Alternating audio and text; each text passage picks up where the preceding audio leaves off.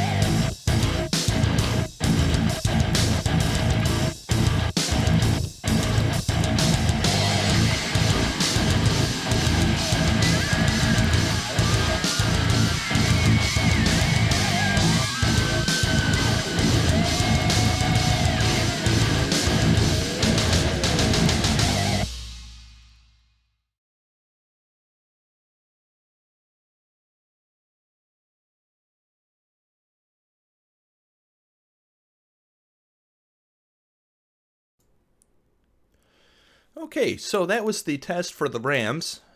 Here's the first results for the single pillar, 8 long pole. And as you can see, it did quite a lot of damage to the left light block, not so much to the heavy. So it was very interesting to see there what occurred. And so moving on here to this is the 8 long single pole heavy block variant. And they're a lot more uniform. I'm not sure why the light didn't sustain as much damage. The only thing I can reason is maybe the pole had something to do with that, but overall, that was that. And so moving on, this is the 3x3x8 light block. And again, pretty uniform. Right there, you can see a little piece of the sled that still existed. And so that little piece did make it out. But again, very uniform, very deep deposits in there. Overall, pretty good. All right, here's the heavy block variant, and as you can see, the sleds did continue to stay be there. And so moving on, here is the cylinder-based one. Interesting enough, the light block made almost a perfect square, whereas this one made kind of like a ellipse or an oval. All right, here's the heavy variant of it. Again, another almost block version of it. It's very interesting to see. Here's the heavy block variant into the heavy block, and it kind of tilted out for some reason. Again, very interesting to see. This is the light with the rounded nose cylinder. Not as deep on the heavy block there. Not much survived. This part made a bigger elliptical insertion, but almost all the way to the back of the block. It's pretty cool. Here's the heavy block version. You may see some flat ends at the end. I was measuring outwards, but I didn't get enough. I forgot to write down what the depth was. Here's another one. Another thing with this is it went far back, but not the damage wasn't. It's like a single pole went far back, and that was it. Not sure why that happened. Here we have the plus version, light block. As you can see, some depth to it, but more surface area. There's the light block version, more depth. Here's the heavy variant, a lot of depth. And with this one, this is the heavy block with the heavy plus, and it went through the side. This is the jagged edged one. As you can see, a lot of surface area. Again, some penetration to the back. I'm not sure why that happened exactly, but for some reason, some of these had that issue. This particular one, it went all the way to the back, had a pretty nice thing going on there. Here's the heavy variant. Again, a lot of depth. Oh, camera went kind of iffy there. And this one's, I'd say medium depth with more surface damage on that. What I was hoping is that they'd shear off, or if this was launched into a ship, it'd break off and cause more damage. But the sled itself didn't seem to want to survive.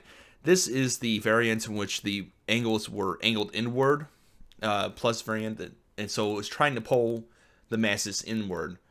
As you can see with the heavy or the light block here version, it did get some depth into the heavy block, but not too much. Still surface issues. Here, it almost went all the way through again, and then it burst out the side as well. Here's the heavy block variant. I was a little surprised by that double circle thing that went on there. Not sure why it did that.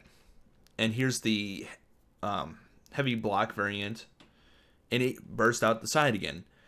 All right, here is the next thing, which is the 4 poles that were attached. And as you can see, quite a bit of damage on this. A lot of surface area, pretty good.